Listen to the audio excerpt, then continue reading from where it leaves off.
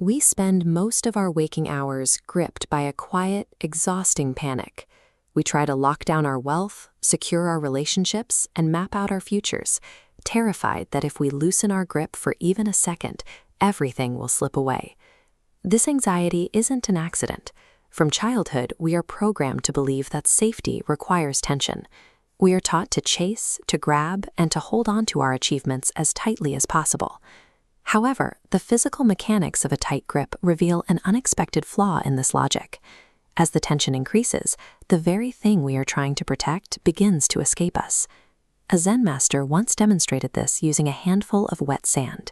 When he squeezed his fist, the sheer pressure forced the sand to spill out between his fingers. But when he relaxed his hand and left his palm completely open, the sand remained stable. Only after we witness this can we understand the paradox. Our primal instinct to clutch at the world is the exact mechanism causing our deepest suffering. To understand why this grip fails, we have to look at the massive scale of the universe around us. We operate under a heavy delusion of control, yet we didn't choose the day we were born, and we cannot dictate the day we will die.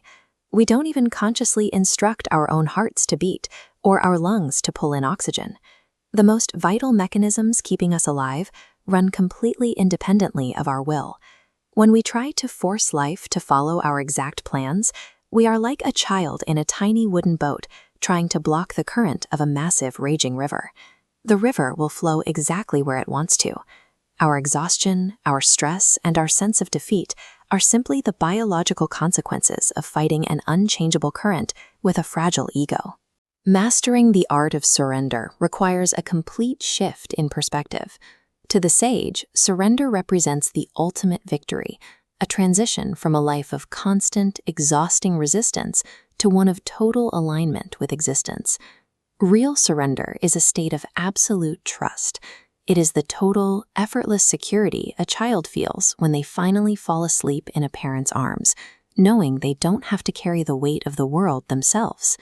To reach that state, we first have to let go of the past. There is an old story of a woman caught in a devastating flood. As she tried to swim across the surging river, she absolutely refused to let go of a heavy, useless clay pot she had loved for years. Because the pot quickly filled with water, its weight dragged her under. We do the exact same thing with our old emotional pain, our dead relationships, and our outdated identities. If we refuse to drop the dead weight of our history, we ensure our own destruction in the present moment. The second layer we have to release is our obsession with the future. A famous emperor once demanded enlightenment from a sage, but his mind was so full of his own plans and arrogance that the sage simply poured him a cup of tea until it overflowed onto the floor. The sage told him, "Your mind is like this cup. The universe cannot hand us what we actually need if every inch of our mental space is crammed with rigid demands for what we think we want. Creating an internal emptiness isn't a loss. It is the mandatory, mechanical prerequisite for receiving anything new. But letting go of the future doesn't mean sitting around doing nothing in the present. Think of your actions right now like the strings of a veena, a classical stringed instrument. If you leave the strings completely loose, they produce no music at all. That's passivity.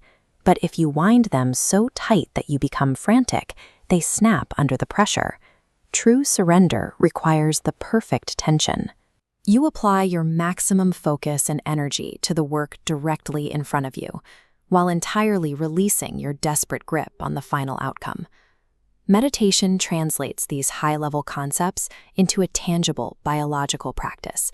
It is the training ground where we learn the physical sensation of releasing our internal armor. Take the simple act of breathing. You cannot hoard a breath. No matter how much you want to hold on to the oxygen in your lungs, you are forced to exhale, to let it go entirely, just so you can take the next breath and survive. Meditation applies that exact biological rhythm to the mind. By sitting quietly and watching your thoughts and anxieties rise and fall without grabbing onto them, you begin to dissolve the habit of psychological clinging. This daily habit of opening your mental fists is preparation for the ultimate release. Eventually, death will force us to let go of our wealth, our status, and our physical bodies. By treating life as a continuous practice of release, death transforms from a terrifying tragedy into simply the final door we walk through, completely unburdened. When you finally stop fighting the current, you don't end up with empty hands. Instead, you create a profound, liberating sense of space. Watch a tree in late autumn. It doesn't cling to its dead leaves.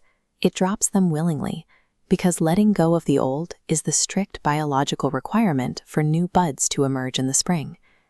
This is the great irony of the human experience.